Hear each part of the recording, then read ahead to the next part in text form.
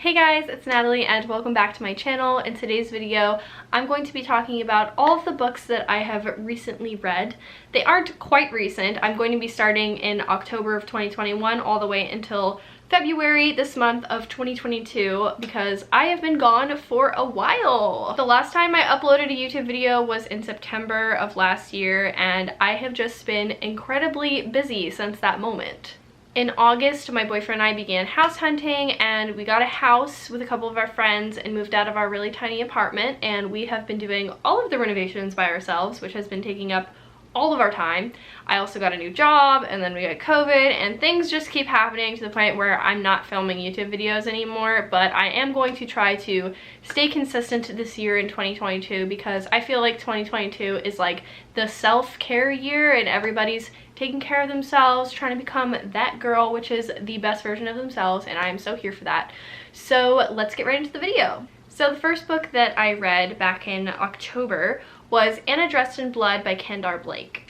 Anna Dressed in Blood follows our main character Cass, whose mother is a kitchen witch and his father was kind of like a hunter reminiscent of Supernatural, if you've ever seen that show. He kind of hunts ghosts and things like his father did before him. When he moves to a new town, he hears about a tale of Anna Dressed in Blood, which leads him to kind of a haunted house scenario where there is a seemingly vengeful spirit named Anna who is killing locals. So this book was super interesting. I really enjoyed it actually, and I wasn't expecting to. It was also a little bit more gory than I was expecting, which I think increased my enjoyment more because it wasn't kind of like a Goosebumps level horror of a read. It was like a little bit more than that, but not quite adult level, and I think that is what honestly blew me away about it. Overall, this was a great spooky October read. I thoroughly enjoyed it. I gave it 4 out of 5 stars, and I highly recommend it if you're looking for something for spooky time, or if you just like reading spooky books in general. I think this was a great young adult one. So the next thing that I read in October was Pumpkinheads by Rainbow Rowell and Faith Erin Hicks. I told myself I would never read Rainbow Rowell again, but I saw this at my local library and I heard a lot of hype about this graphic novel. And also Rainbow Rowell is not the only person who worked on it, so I gave it a chance and I was actually pretty disappointed with this one. So Pumpkinheads, if you haven't already heard of it, it follows 2 friends who have been working at the same pumpkin patch every year in autumn for 4 years straight, and this follows their last year at the patch and they're kind of parting ways and moving on with their life. And naturally there might be a little bit of a crush involved. So I ended up giving this graphic novel 3 out of 5 stars. I thought it was okay.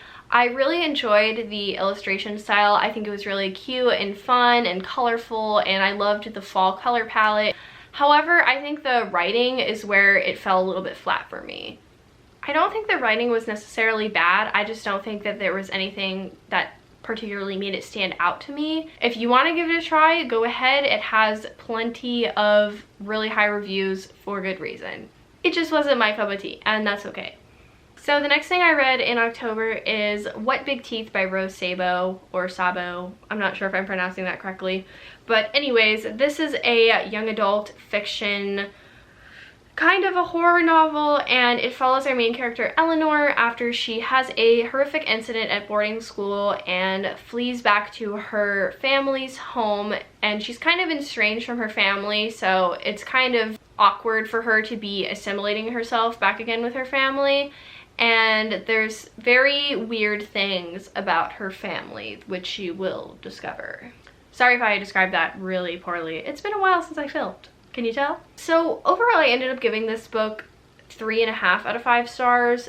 I think this was pretty honestly confusing. I'm not gonna lie. I started listening to this book on audio while I was working on house renovations, and I was just confused for like 85% of this book. I had no idea what was going on, and then the language would shift from like modern to kind of like old-timey, and it was like very confusing, I think, and the plot was like a little bit all over the place. Towards the end, like things started kind of like clicking into place, but like I don't think you should spend the entire like first 3/4 of a novel having no idea what the fuck is going on. I don't know, it wasn't a bad story. I think it had some really good elements and it was like a really cool premise for a book, but it just kind of didn't hit the mark for me like I expected it to. So like I said, gave this one 3.5 out of 5 stars. It's not a horrible read, but maybe something that you want to read like physically instead of with audio, because you might be able to understand what's going on better. That's just my opinion. But anyways, yeah, give this one a try. It's not bad.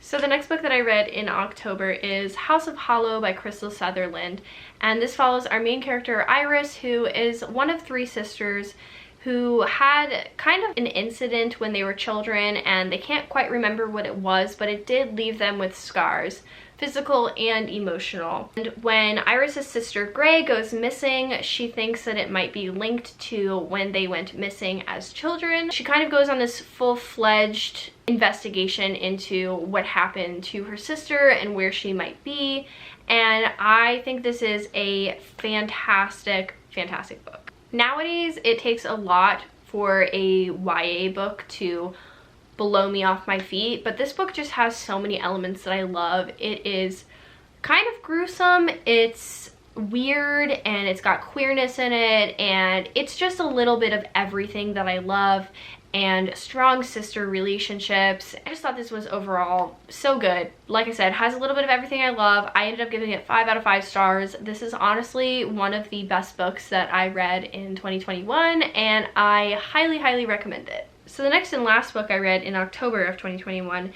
is Small Spaces by Catherine Arden. This is a middle grade, kind of veering on the side of YA fiction spooky novel. So Small Spaces follows our main character Ollie, who has recently suffered a tragedy, and the only way she kind of escapes from her tragedy is by reading books. And one day she goes down to the local river and finds a crazed woman trying to throw away a perfectly good book. Ollie takes it and finds about this interesting man called the Smiling Man, and thus ensues this kind of investigation, part mystery of fantastical nature surrounding this Smiling Man. This book was honestly really good. It has like a good, satisfying cookie cutter plot where set up just so perfectly and it gets solved perfectly in the end, and it's kind of like how Scooby-Doo is satisfying. A nice setup and then a reveal and then,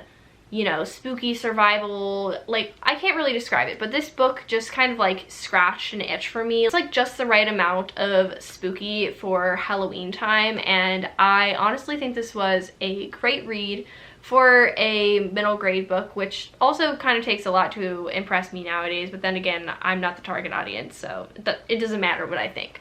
But I ended up giving this one 4 out of 5 stars. It was a great read. Highly recommend it for spooky time, or if you're just looking for something light and fun. So the next book that I read from November to December is Horrid by Katrina Leno, and this is a book that I really was excited for, and I just seen hype for this book everywhere, and so I was super excited for this one because it's got elements that I love. It's got the kind of cover that I am naturally drawn to. This one follows our main character, whose name is Jane, and she moves from California to Maine with her mom after her father passes away, and it's kind of like a big change for her. It kind of feels like the house is a little bit haunted. There's some family history that she doesn't quite know about, and there's just a lot of mystery wrapped around this story. I was honestly expecting this book to be like a solid 5 out of 5 for me, and I feel like maybe that's why I got so disappointed, is because I set my expectations too high for this one. This one definitely did have elements that I loved, but the ending honestly just flopped for me so bad, and I don't think it was a great ending. But not every book has a happy ending, and that's okay. It just is not my personal cup of tea, and that's alright. Other than that, I did really enjoy this book, and I ended up giving it, I think, 4 out of 5 stars. It honestly is a great like spooky time read. It's set in very dreary Maine during autumn, and it's like cold and rainy, and there's bullies in school, and like it's just like a cool vibe to the book. So overall, I would say I do recommend this book. Like I said, gave it 4 out of 5 stars, but if you're someone who likes a really good, perfect ending, then maybe this isn't the book for you. So the next book I read from December to January is In 5 Years by Rebecca Searle, and this one is a adult fiction novel, not to be confused with romance. It is not a romance book. This one follows our main character Danny, who is very like, type A career woman who has her 5-year life plan all planned out and things are going exactly how she wants them to.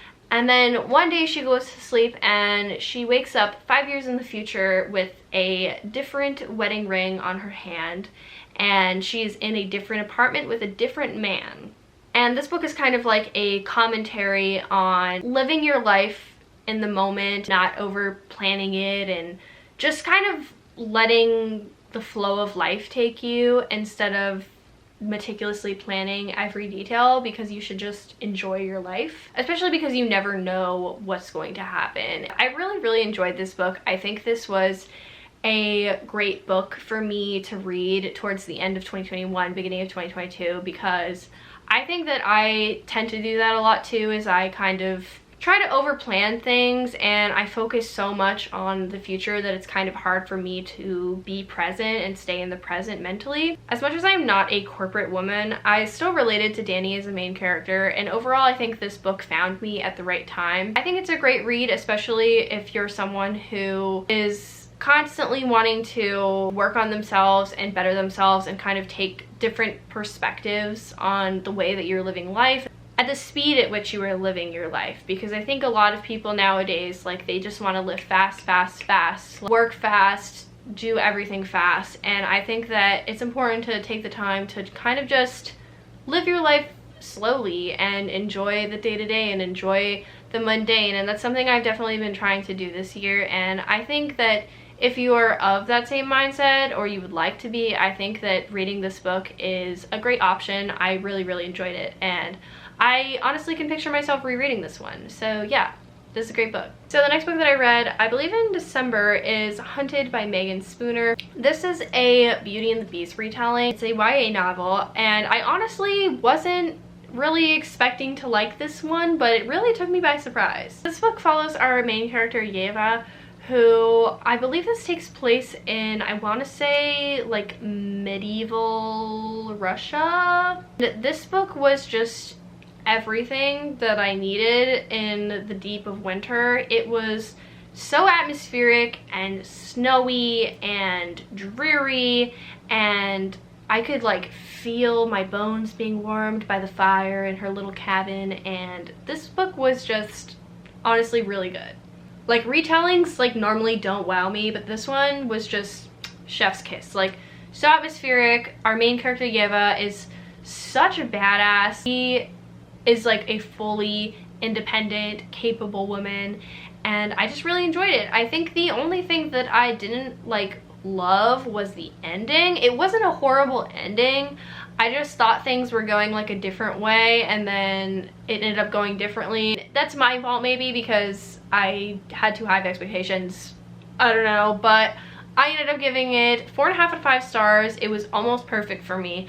I really enjoyed this book, and I highly recommend it. I think this book is like kind of underrated. I really enjoyed it. So the last book that I read while I was away, I finished this book in January, I want to say, and that is 10 Blind Dates by Ashley Elston. So this book follows our main character, whose name I already forgot. Sophie is our main character, and she gets broken up with, and her extended family is like, not during the holidays. So what they do is they set up 10 blind dates for her to go on over the course of Christmas Eve to New Year's. I ended up giving this book 3 out of 5 stars. I think it was pretty good. It was just kind of middle of the road for me. I think the writing was pretty plain in my opinion. It wasn't really like doing anything special, and the large amount of characters was kind of confusing and overwhelming. So maybe if it was like 5 blind dates, like maybe I would have enjoyed it more and it wasn't so like crazy all the time. Like, and her whole personality of this main character is like, oh my gosh, I have such a big family, like it's so crazy, like look how crazy it is, I have so many cousins. And that was kind of like her main personality trait, and I had a hard time kind of like connecting to her and like rooting for her, because I was just like, okay, we get it, you have a really big family, now tell me something about you. But yeah, this was a really fun book. I mean, the premise itself is just like due for some antics, and I think it's really fun to read like during the holiday season. But once I like kind of kept reading the book past Christmas and like past New Year's, I was just like snoring by the end, and I kind of had to push myself through it. So if you can like read it in that sweet spot like during the holidays, then this book will be so fun. Exactly what you want. Very light, not a lot of hardship. There is some hardship in the book, but it's like pretty light overall of a book. So if you want something for the holidays, then I would recommend this book to you. For me, it wasn't amazing, but it was good.